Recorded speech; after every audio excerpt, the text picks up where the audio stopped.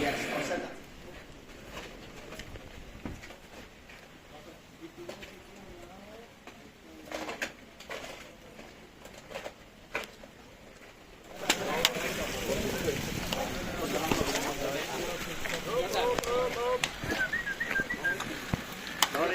Sorry, but it's not. Long time ago. That's crazy.